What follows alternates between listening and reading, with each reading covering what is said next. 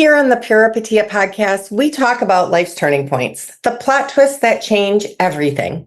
If you're in one of those moments now, questioning your habits, your happiness, or your relationship with alcohol, check out Ditch the Drink. It's life coaching with a sober, curious twist, because we're all recovering from something. Whether that's grief, burnout, people-pleasing, perfectionism, you name it. Start your next chapter with a free guide and masterclass at ditchthedrink.com. Your turning point could start today.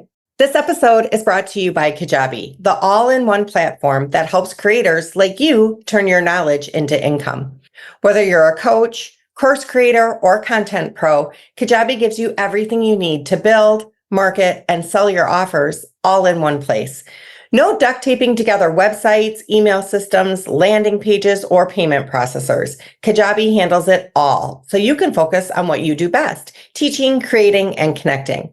I use Kajabi myself, and I can tell you it's a game changer. You can launch a digital product, build a membership, or host an entire online course without needing to be a tech genius. Want to give it a try? Head to my link for a free 30-day trial and see how simple building your dreams can be. Kajabi, where creators become entrepreneurs. Hey, babe, and welcome to the Peripeteia Podcast, a talk show for women. This is the place to talk about how we're ditching our bad habits, long-held patterns, and limiting beliefs.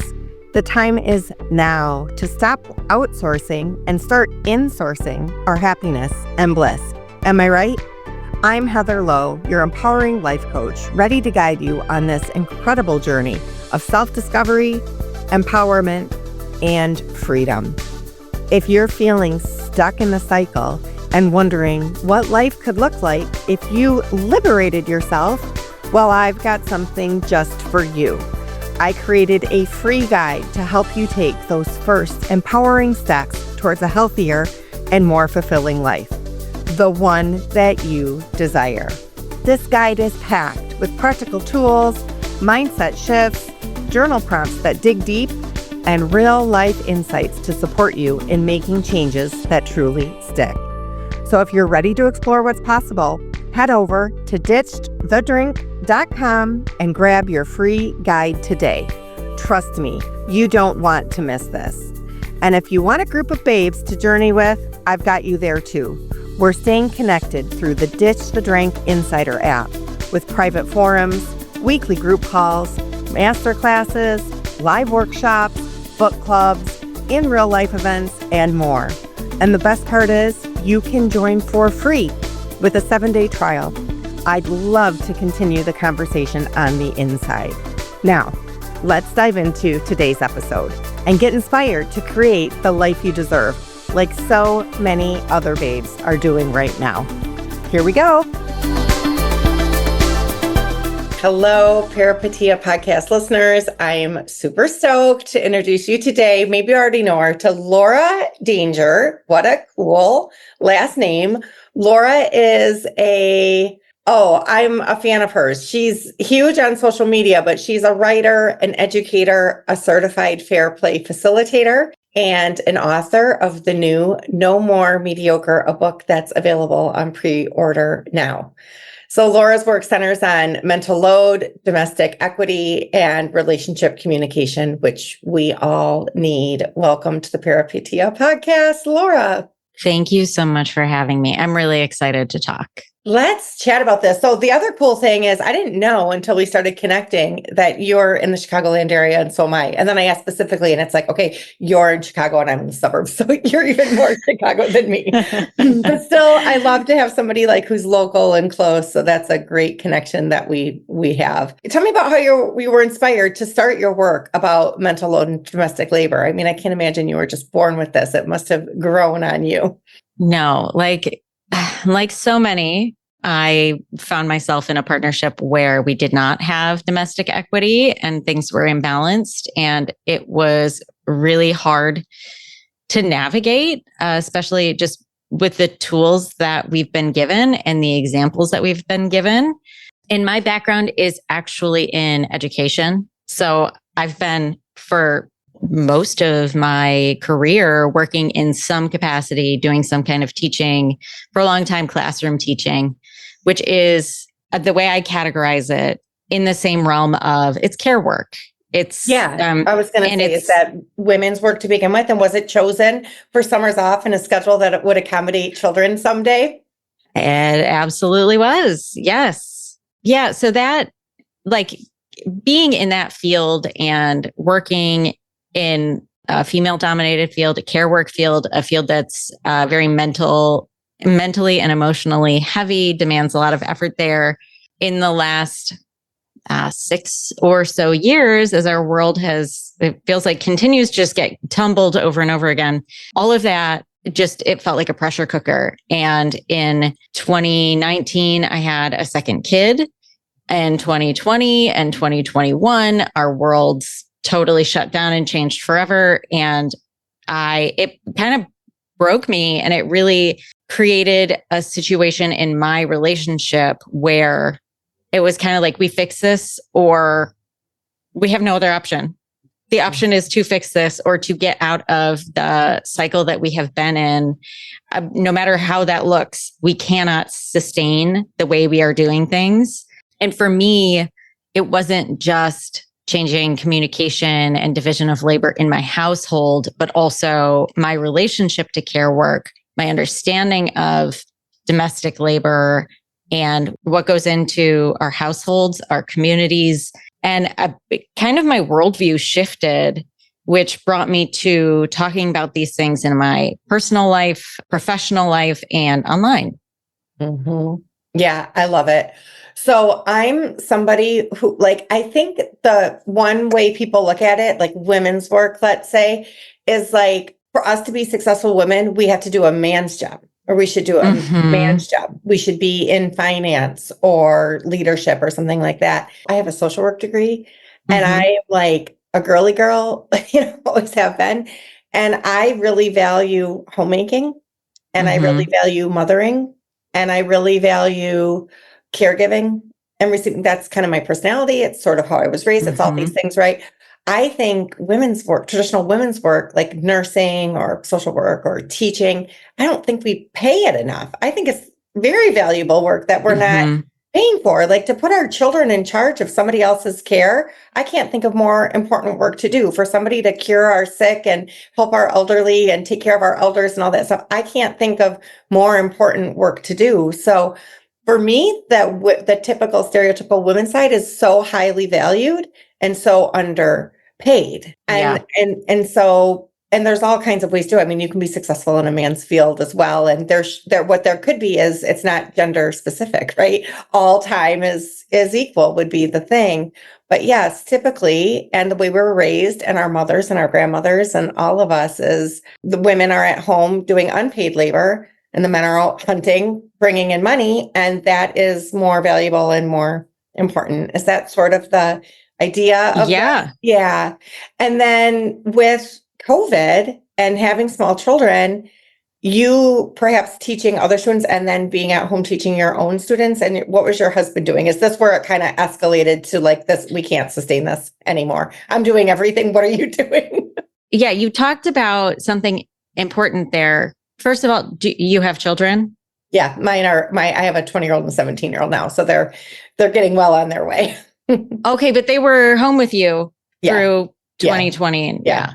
So for me, I found Fair Play, which is it's a method, it's a book developed by Eve Rodsky. And that came out in the fall of 2019. And that's when I first read it. And my husband and I, we've been together for a long time. We've been together for a very long time. Yeah. And I had a second kid. Actually, I got surprise laid off right in like May, June of 2019, right like days before I was going to have my second baby. Perfect. And surprise. Excellent timing. Yeah. Thank you very much. Yeah. So that summer was very chaotic and stressful. And then I found a new position that fall 2019. I read Fair Play, and my husband and I were kind of like, we had it, things were okay with one kid and two careers. That was okay. It's not great, but we could navigate through it. And then the stress of 2019 for us and these new jobs and trying to establish in a new, when you get a new job, there's all of these social relationships that you have to build. You have to like figure out who you're going to eat lunch with and like the personalities and who can you trust and not trust. And I think for me, that emotional piece of like feeling very betrayed by my job, the lack of sleep, the demands on my very small social battery, figuring all of that out and then having to come home and my partner to even very willingly say, I want to help. How can I help? I'd be like, I don't know, man. I look around. I like had no capacity to even think about I had no patience. And that's for us, even the balance that we did have, I had no capacity for it anymore. And then 2020 happened and we were shoved together in our home and some things got easier, but a lot of things like got a lot more stressful and very, very hard with the two at home. And both of us had jobs. We're very grateful to continue to have an income. And it was stressful in its own ways. Definitely. Yeah. Trying to work, parent at the same time and have a marriage and a lot of togetherness. Very much together. A lot. Yes. Yeah, it's definitely a lot. So I luckily got to meet Eve Rudsky in person at a wellness council event in Chicago. And cool. oh my God, I was in the front row, right? I was just absolutely delighted. And also she impressed me because she's a gorgeous person. She's a wonderful speaker. And I love this idea. I love how eloquently she speaks about fair play. And also she was the only presenter at this entire wellness conference that mentioned mommy wine culture and how alcohol is not helping. And as a sober coach, as a social worker, corporate worker now turned sober coach, it was like, bingo, this is such a huge thing and nobody's talking. How could nobody be talking about this? I know you have also had your own sober journey, which just absolutely like, okay, awesome. You're in Chicago, you're sober. Plus you do this fair play work. And so what was happening during that time at home? Was that a time where had you already been sober? Or were you starting to get sober? Or was alcohol the answer to some of the pain? So I've been sober, actually, it'll be 10 years in a couple of months, I guess, in September. Amazing. Thank Decade. You. Yes. So I was not drinking. I would say what was going on with us. Alcohol was not a part, but I don't know if this is your experience. I feel like this is an experience for many. Alcohol was one way of avoiding. And there are other ways that sometimes when I'm not in a super healthy mindset, I will still kind of act out or avoid or some of those same behaviors that were amplified by alcohol. So I think I was having a hard time coping as maybe all of us were. Yeah.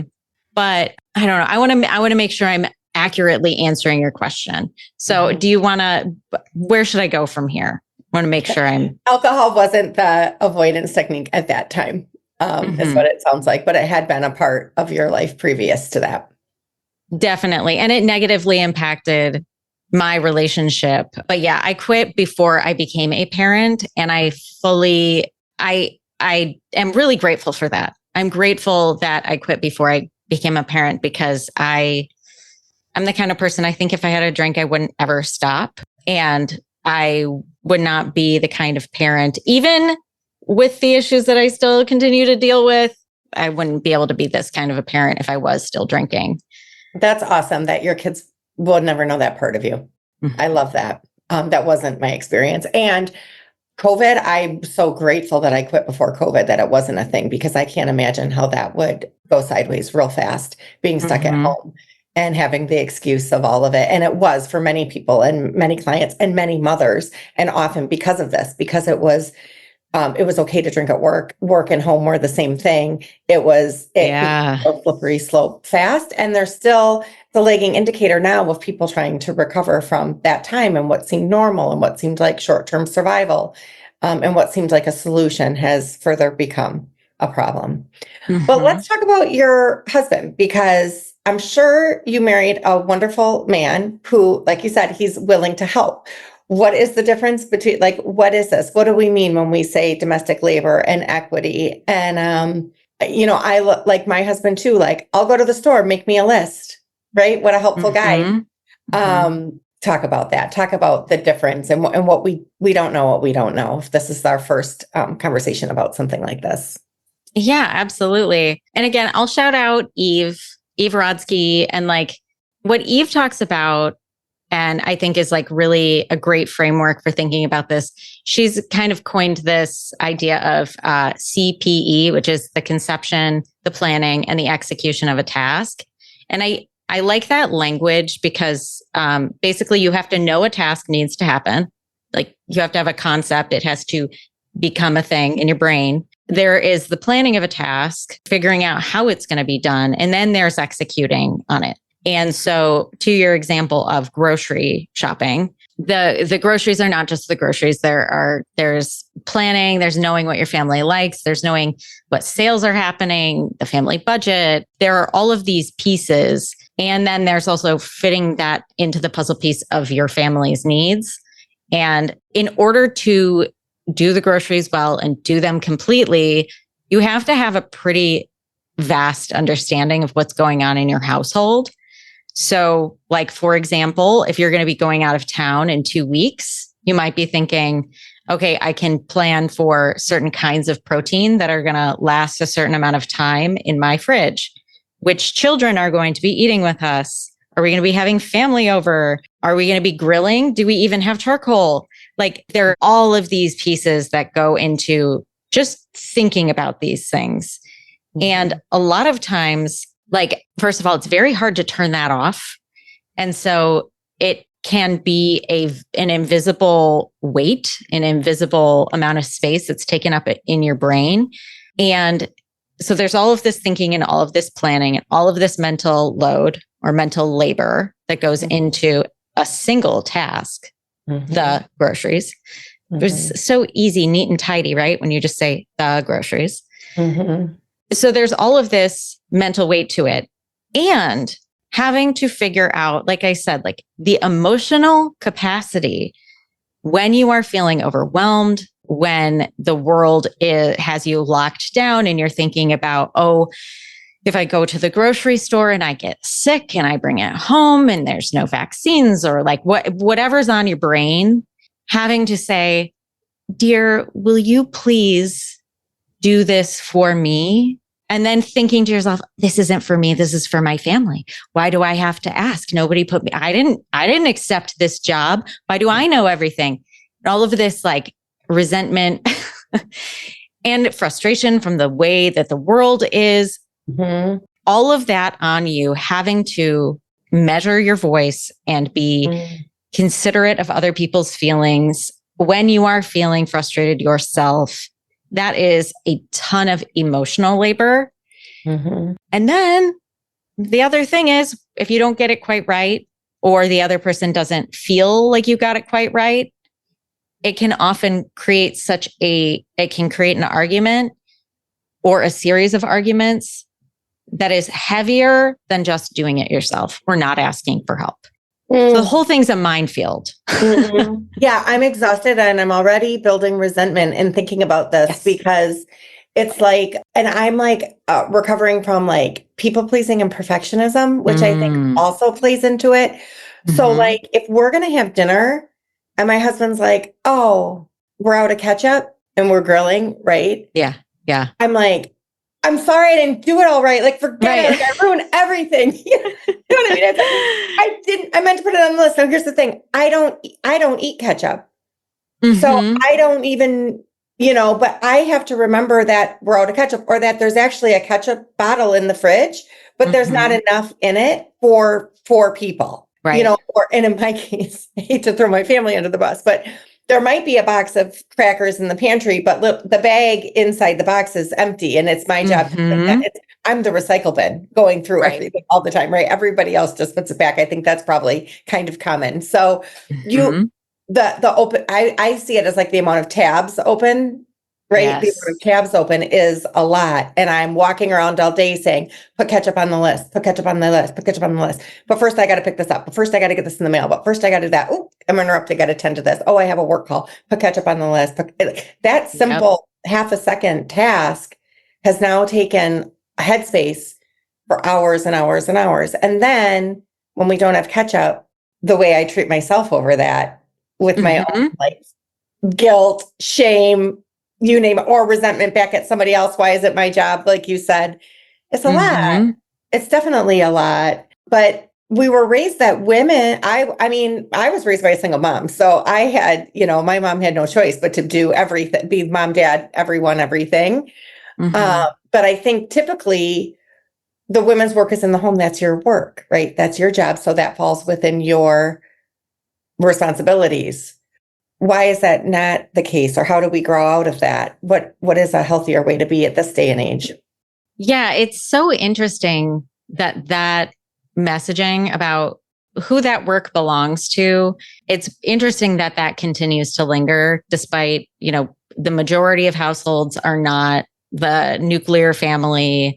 They don't fit the bill for like dad is the breadwinner and mom doesn't have an income. Like this picture that is painted for us is not the reality. And I know, like in my experience, I have always been like a self-identified feminist, and it's always been a dual income household. And there have never been clear acknowledgments of this is your job and this is your job.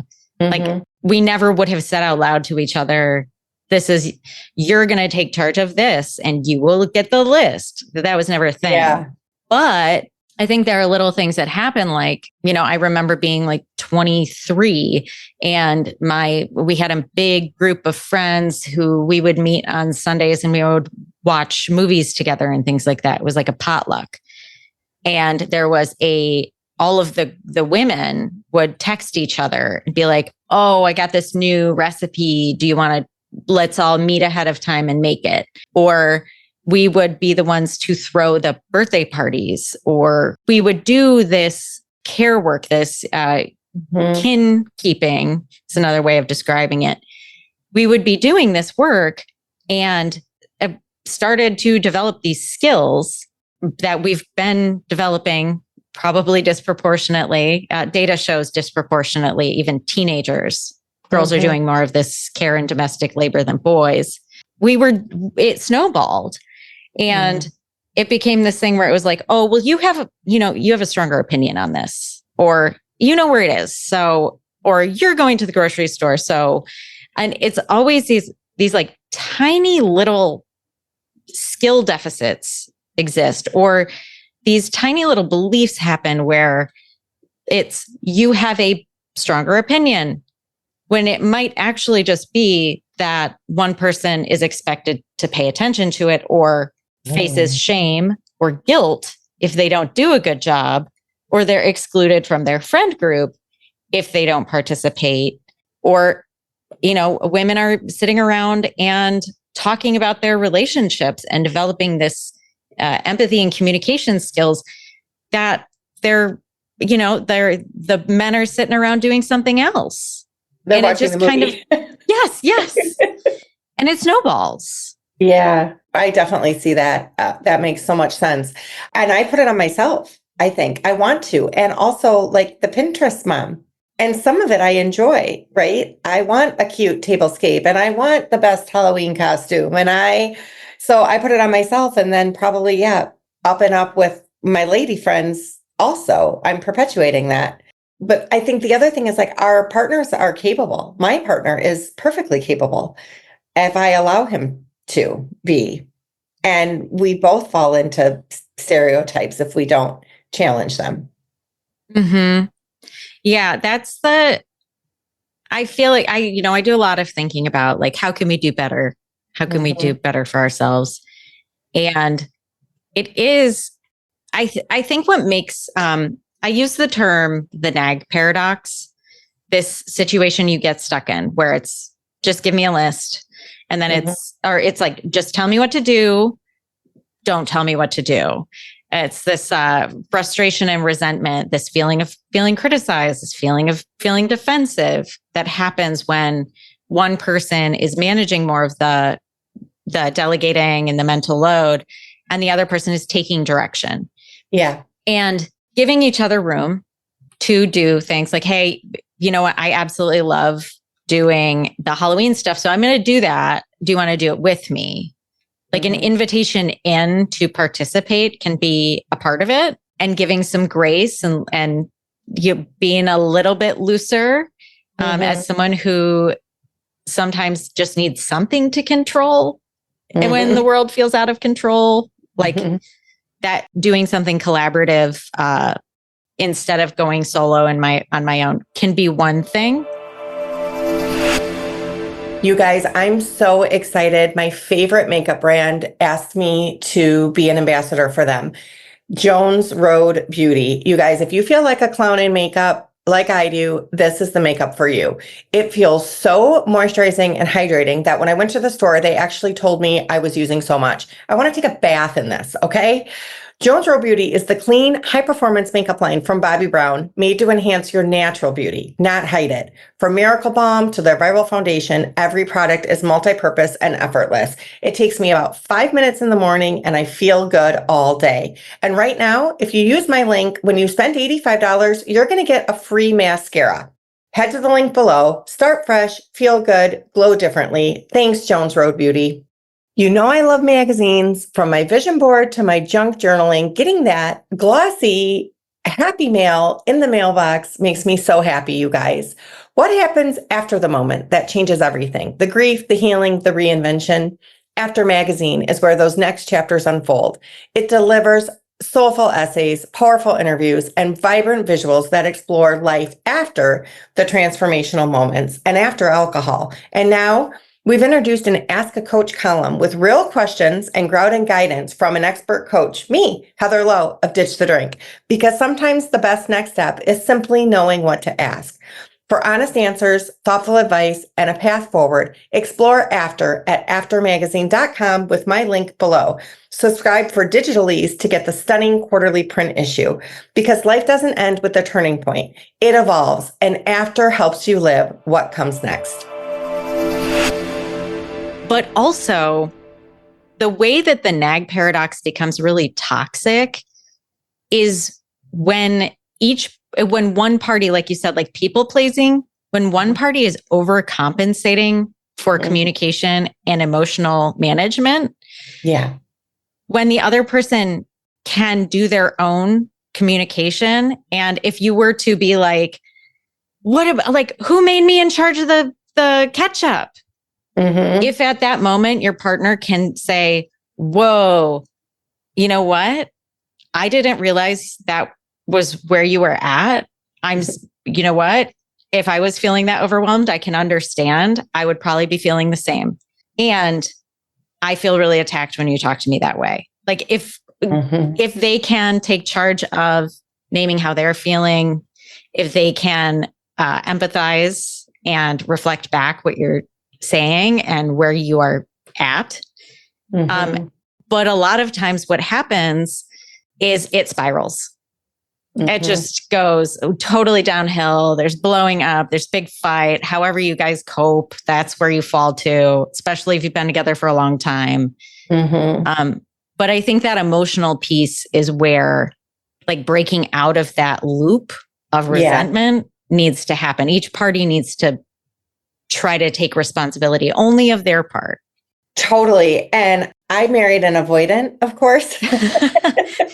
So he'll say, the nag is obviously me. Will you do this? Will you do that? Yeah, he'll do it. He'll do it. His intentions are pure. He will do it. Well, he doesn't do it fast enough. It probably never gets done. He's a beautiful person who's also loves, avoidance and loves procrastinating, all those things. We all have our things.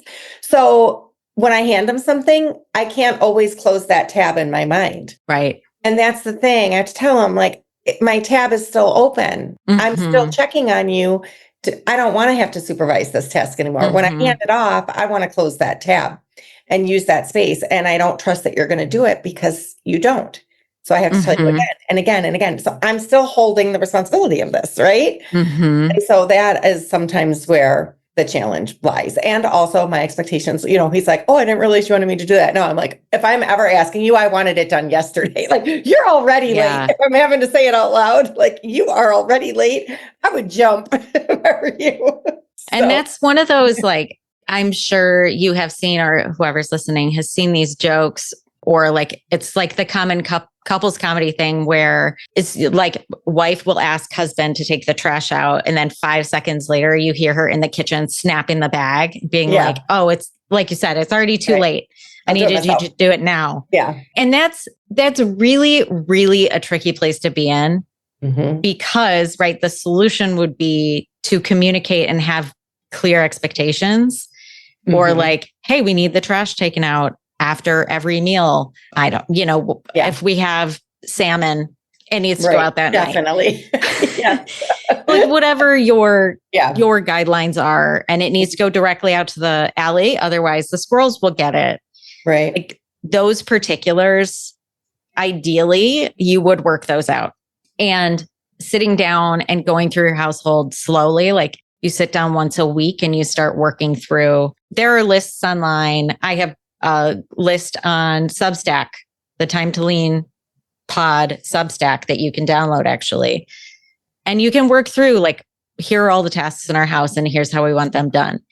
But when you have fought about that plenty of times, it's never just like, hey, I would love the trash to be taken all the way out to the alley. It's often met with like, are you saying I don't? It's like, oh, are you saying that I'm not doing enough? And then it's this defense ping pong. You just ping pong and you're no longer focusing on, okay. Yeah, you're having every argument you've always had. Exactly. In a different way. Yeah, this is the argument we recycle for sure. Yeah. Yeah. So it's not as simple. Communicate it. Yeah. For me, this went right along with my sobriety. That's why I asked you, because for me, it was recognizing what I needed, stating it out loud, creating a boundary about it, and a real boundary, right? Like, if you don't do this, then I'm going to do this, right? If this isn't done, then I'm hiring out. If you can't take care of this by this deadline, I'm going to pay somebody to do it or whatever. So that went along with my sobriety, was empowering myself and communicating my needs. But I was drinking away stuff that I didn't even know was there, right? Resentment and anger and the load and the overwhelm and everything. I was just pouring alcohol on it to keep to smile and nod. And when I removed the alcohol, I realized, what are the things I'm drinking at and why? And how can I do this in a different way? So my relationship has grown in a beautiful way.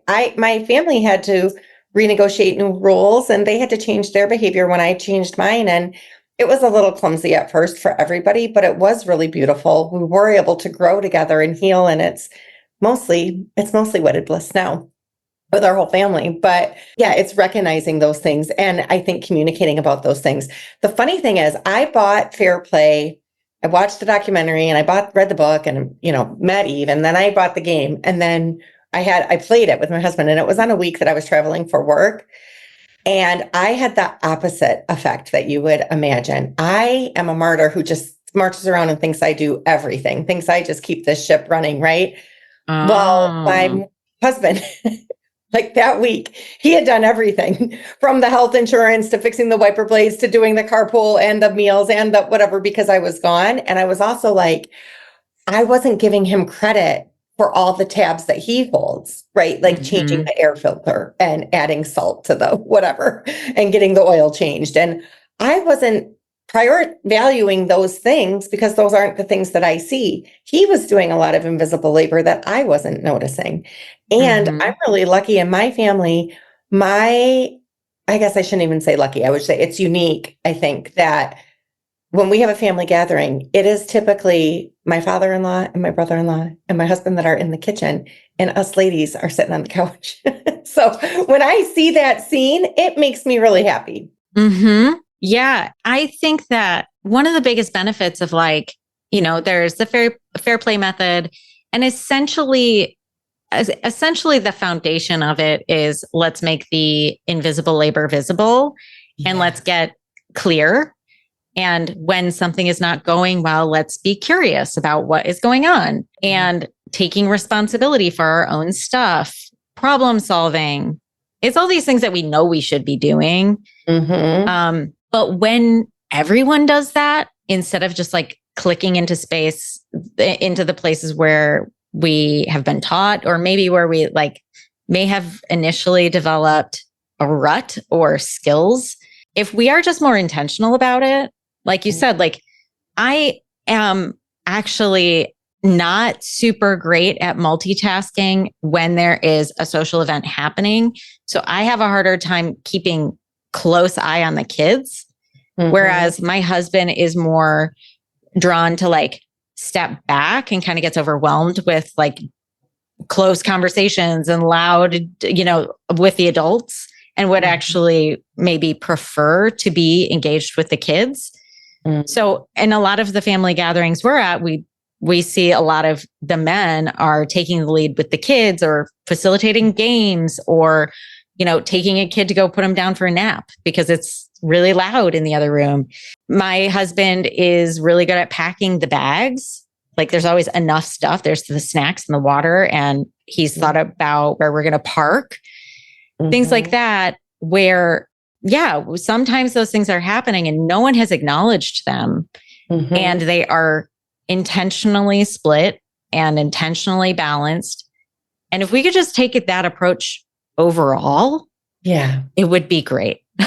Talk about it, recognize it. I love that. Make the invisible visible and share it. There may be things your partner's doing that you're not even aware of that they're doing behind the scenes that you can give credit for, and focus on everybody's strengths, right? Like, I wouldn't expect my husband to have the beautiful tablescape, and leave it up to me because I like it. And then it makes me, my caregiving, feel more joyful if I'm doing the things that I really enjoy. Right. And of course, somebody has to take out the trash and clean the toilets or something. And I do that too. But a lot of it can be joyful work and getting a home to run. And when it does feel fair, then there's less resentment. You don't feel like a martyr, like you're doing it all, when there's a true partnership there.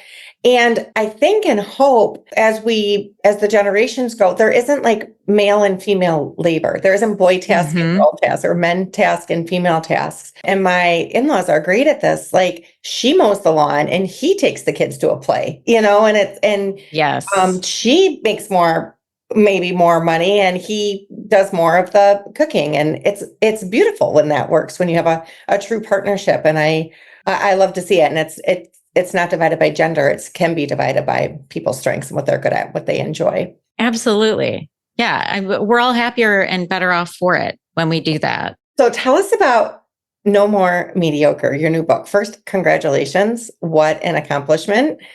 And tell us about it. Share a little bit about what it's about. And then, of course, I want to ask you about the process of writing it as well. Yeah.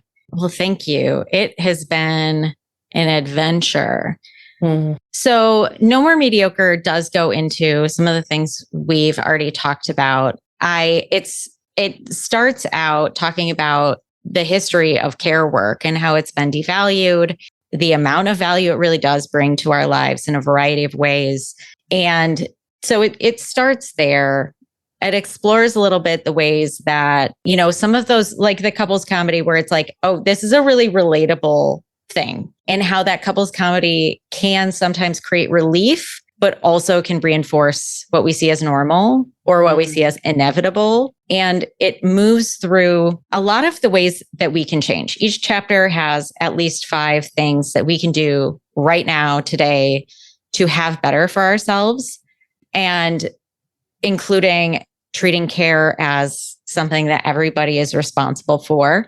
It talks about the nag paradox, where I give some examples of people who've done things very well or the transformations that have happened. It talks about weaponized incompetence, which is using that emotional labor or the avoidance or purposely doing something wrong to get out of being asked for help or get out of being accountable for playing your part in a relationship or household. And it goes on to talk about some of the scripts that we've been handed about what our roles are and what the most important things are.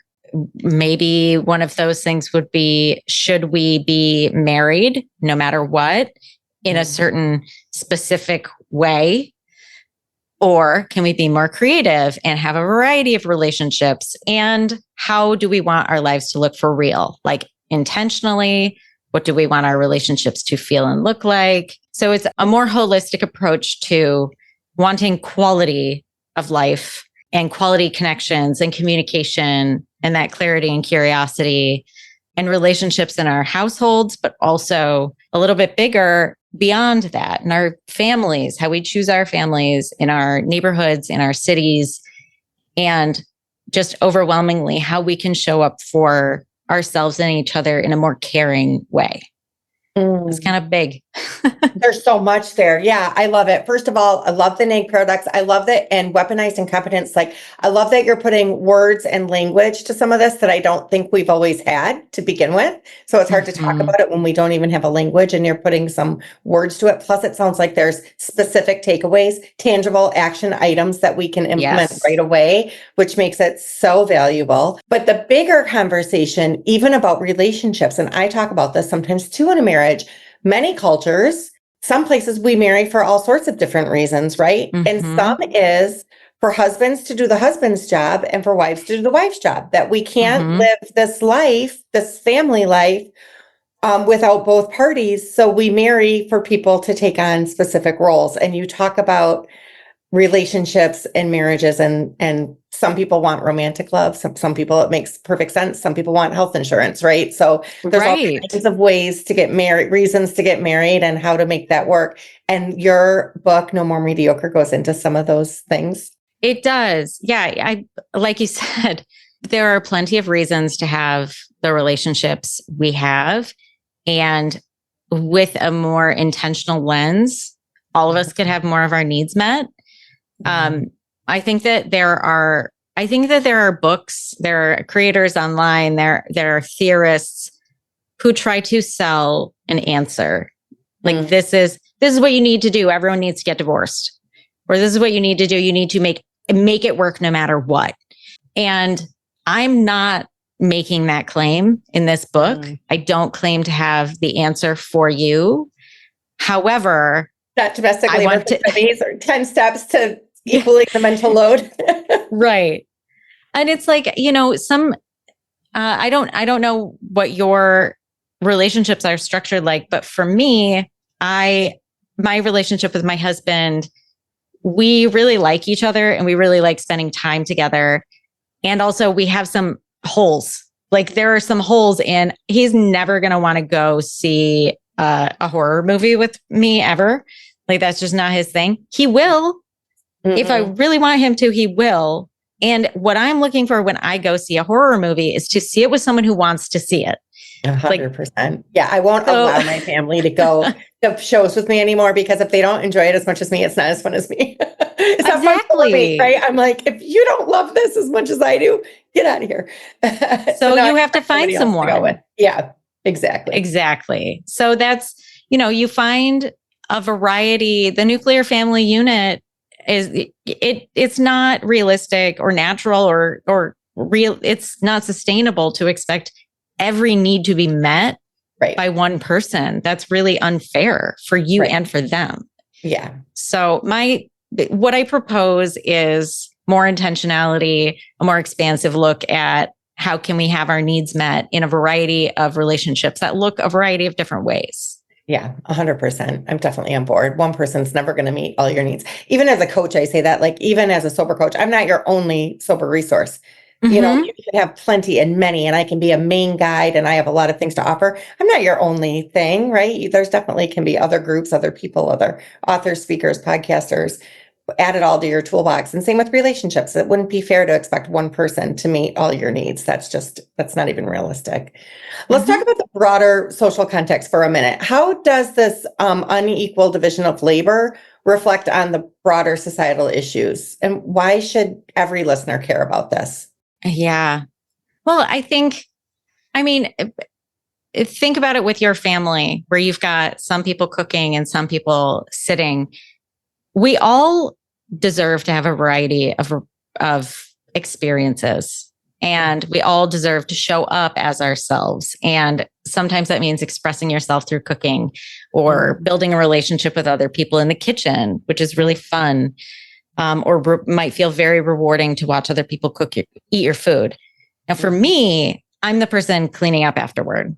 It is very much not rewarding for me to be in the kitchen. And it's not rewarding for the people I cook for at all. But it feels really good to be seen. No one's forcing me to do that unless we really have to. But everyone deserves the opportunity to show up and be creative and be themselves and build a variety of relationships, including with kids and the people, not just kids who we care for, but all of the people in our lives who we care for.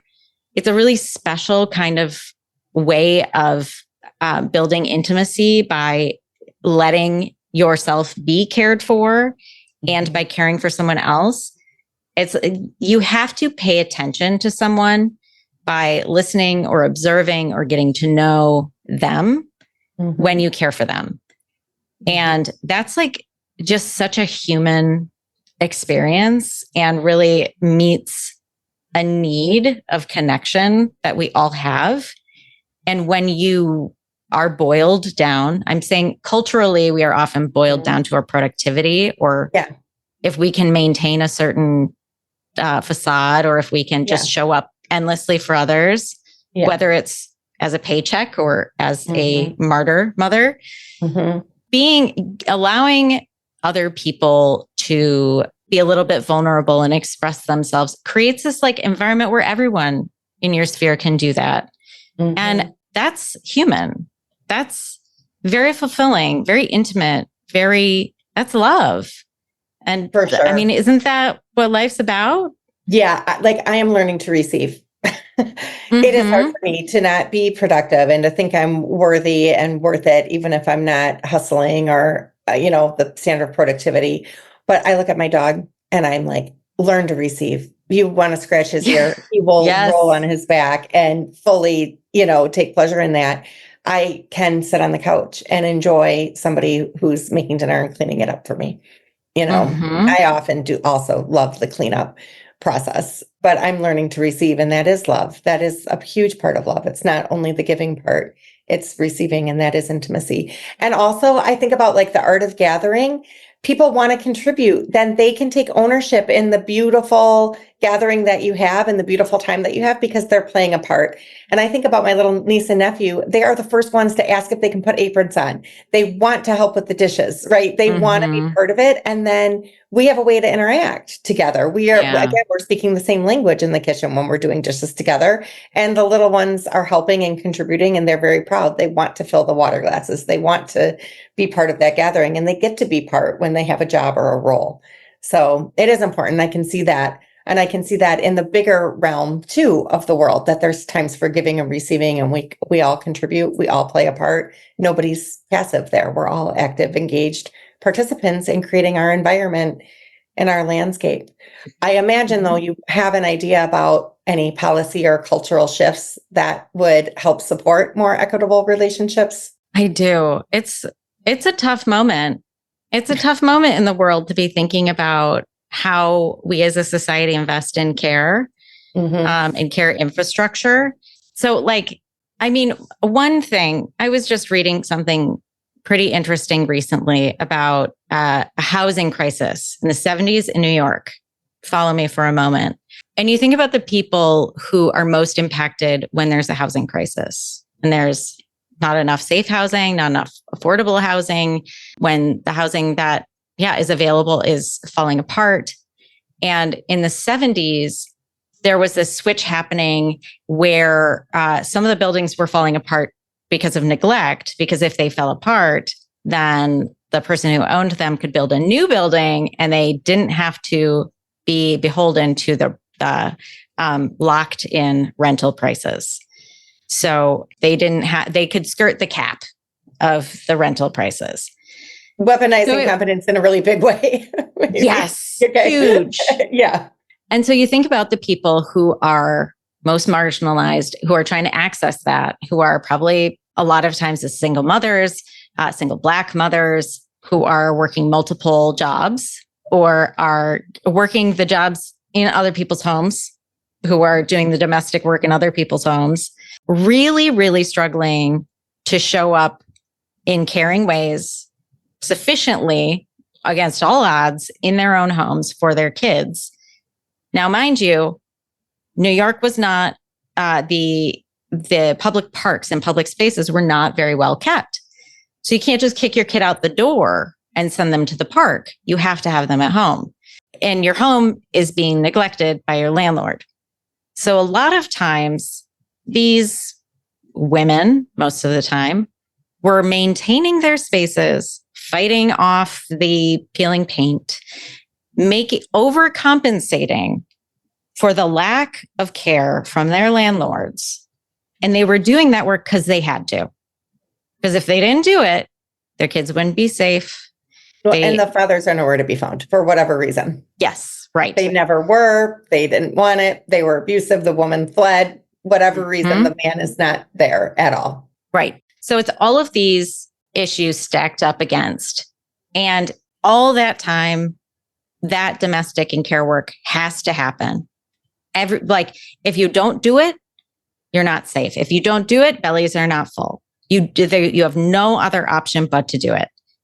And in that way, if there is no care infrastructure, no accessible healthcare, childcare, safe public schools, public parks, public transportation, if that doesn't exist, it falls on the most marginalized to pick up the slack because they have to, which continues to not be fair, continues to be dehumanizing. It's totally oppressive. And none of society happens unless we happen. We're the workers. We are society. Say that. So all of those things structurally would make our lives infinitely better. Our communities infinitely better. Women and children are well, the community as well. The villages are well when the children are well. Yeah, that is the backbone. Those are the people. That is the future generation. We absolutely need things to keep people, women and children well. Here's to hoping. Yeah. Amen. And with a loudspeaker and again and again. Oh my gosh. Thank you so much. Tell me, what does define mediocre in the context of No More Mediocre? What does that mean? So when I say mediocre, what I mean is less than we deserve. It's that, as simple as that. We've been conditioned to settle for less than we deserve. So it's not just in our romantic partnerships, but even the fact that we have been convinced that that's where our lives should begin and end, that in and of itself is mediocre. So this book is to challenge that, the way that we show up in our closest, most intimate households and beyond. Yeah, thank you. Can you give one tip of a strategy that can help women maintain boundaries without guilt?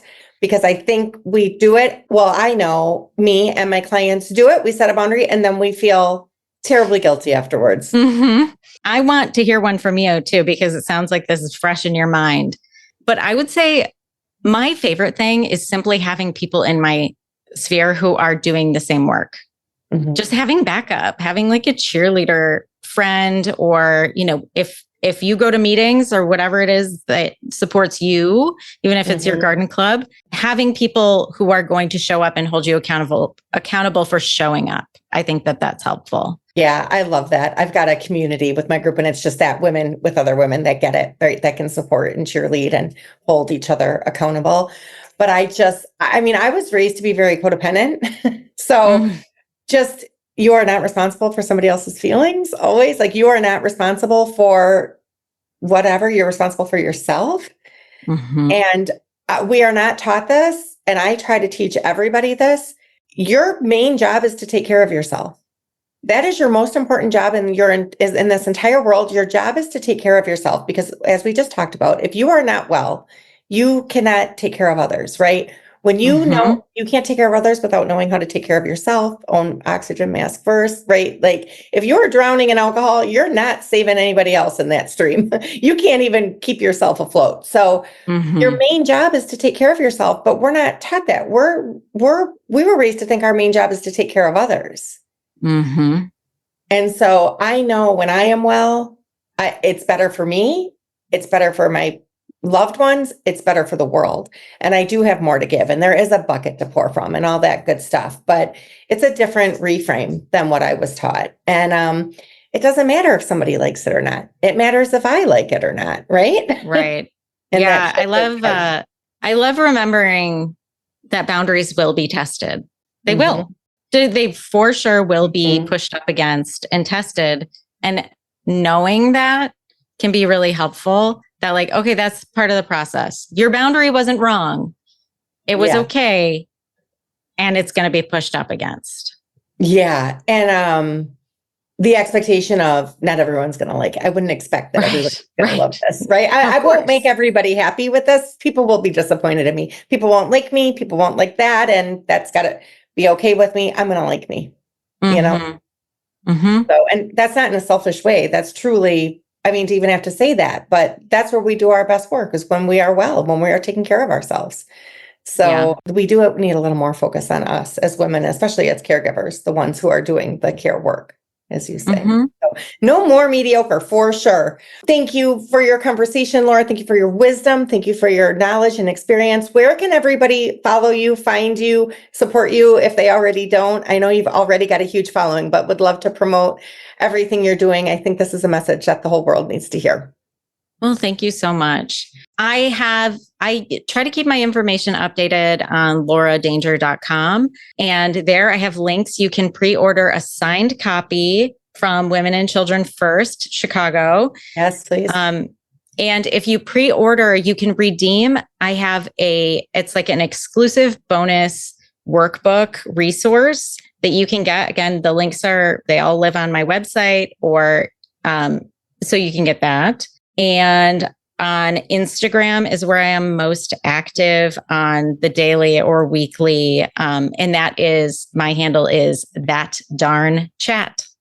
Amazing. Thank you. We'll have all this in the show notes. I appreciate your time. You're one of my favorite follows. So absolutely everybody order that book, get on Instagram. I've got mine ordered. And yeah, Laura is, there's daily insight information, funny stuff. Today's theme of the day is cats. So if you're into cats, you can also check that out there. Thank you for your time and expertise. Thank you.